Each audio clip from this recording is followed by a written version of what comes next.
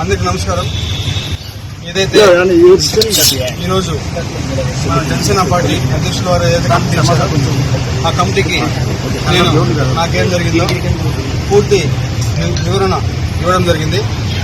అదేవిధంగా పార్టీ అధ్యక్షులు గౌరవ శ్రీ పవన్ కళ్యాణ్ గారు ఏదైతే రాష్ట్ర ఉప ముఖ్యమంత్రిగా ఉన్నారో ఆయన నిర్ణయం తీసుకుంటారు.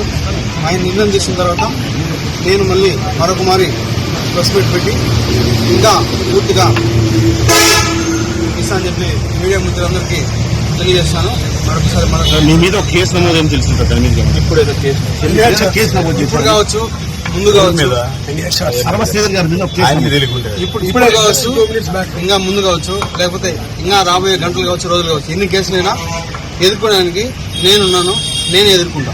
వాళ్ళు 100 కేసులు పెట్టినా కూడా నేను వాళ్ళకి క్లారిటీగా విత్ పిన్ టు పిన్ ఇప్పుడు ఏదైతే కమిటీకి ఇచ్చానో అదే విధంగా నేను మళ్ళా కోర్టుకి కావచ్చు, లేకపోతే ఇంకేదైనా కమిటీకి కావచ్చు, చట్టపరంగానే నిర్ణయాలు తీసుకోవాలని చెప్పి నేను ఈరోజు ఈ మీడియా మిత్రులందరికీ తెలియజేస్తున్నాను. నాకు ఎవరైతే ఆ వ్యక్తికి జరిగిందో పూర్తిగా ఇది వ్యక్తిగత విషయం. దయచేసి ఎవరు కూడా పార్టీలకి ఉండొద్దు. ముఖ్యంగా జనసేన పార్టీ అనే పేరు ఎత్తకుండా వ్యక్తిగత జరిగిన విషయం కాబట్టి వ్యక్తిగతంగానే నేను కమిటీకి సబ్మిట్ చేశాను. కమిటీ ఏదైతే మన పార్టీ చెప్తారో అదేవిధంగా పార్టీ కూడా నాకు చెప్తారు. ఆ చెప్పిన తర్వాతే నేను ముందుకెళ్తాను.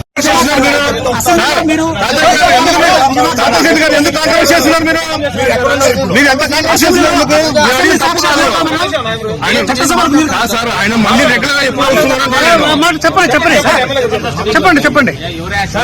ఎప్పుడైతే కమిటీ నుంచి పార్టీ నుంచి ఆదేశాలు వస్తాయో మరి అప్పుడే నేను ప్రజల్లోకి వస్తాను. సార్ మీ అసెంబ్లీ వీడియో నిజమా కాదా? అసెంబ్లీ వీడియో నిజమా కాదని మీరు చూశారు. దానికి కూడా నేను కమిటీకి ఒక క్లారిటీ ఇచ్చాను. ప్రూఫ్స్ కూడా సబ్మిట్ చేశాను.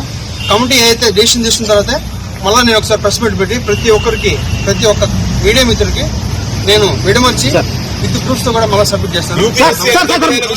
ప్రెగ్నెన్సీ అయింది 60 రోజులు అంటున్నారు, నిజమా కాదా?